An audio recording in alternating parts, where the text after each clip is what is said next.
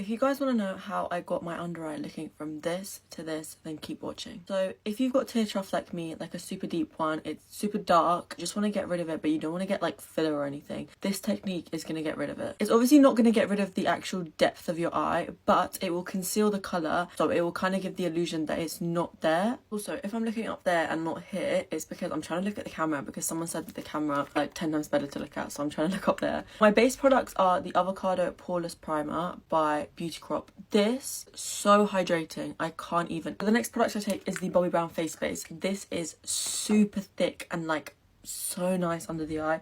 It kind of creates like a layer of like film. Yes, it kind of adds that moisture so your eyes don't crease, because when I've been using this combo, my eyes, like when I put the powder, before they used to crease, but now like during the day they just don't crease, which is like the best thing ever. Let that like sink in for like maybe 2 minutes. In my opinion, these concealers, the HMB concealers, are the only concealers that actually work for this kind of trick. You can use the same consistency, but I feel like it has to be this formula because it's super thick and full coverage. The first concealer I take is SF3N.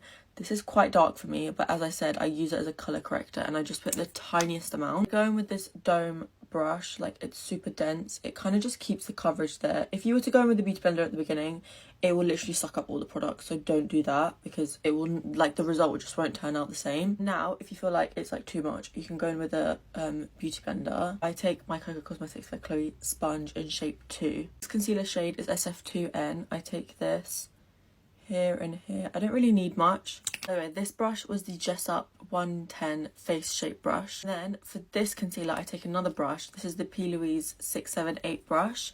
And I kind of just do the same, but blend it out. I don't know why I take 2 different brushes, but I just do. Key to this not looking cakey and creasy is that you just want to use the amount of product I applied. You don't want to like go and like create a full-on triangle, and like you don't need that much concealer. Okay, again, I take a beauty blender and I just kind of buff out like all the fine lines. Before applying powder, you want to let the concealer sit for like a good 2 minutes just to like fully dry, because if you apply the powder on top, it's gonna go orange. This powder puff is a huge part of it. Trigger Cosmetics, try it. You will never go back to the Amazon powder puffs, I promise you. Take the HMB powder and then I kind of dab the excess off on my hand. Make sure there's no creases under your eye. Just go over with the beauty blender again, and then I take, literally, I just kind of just pat it under my eye.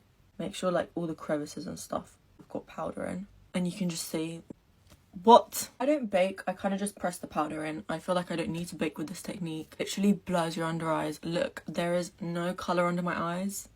Thank me later. This is my glam done. You can see my tear troughs are non-existent.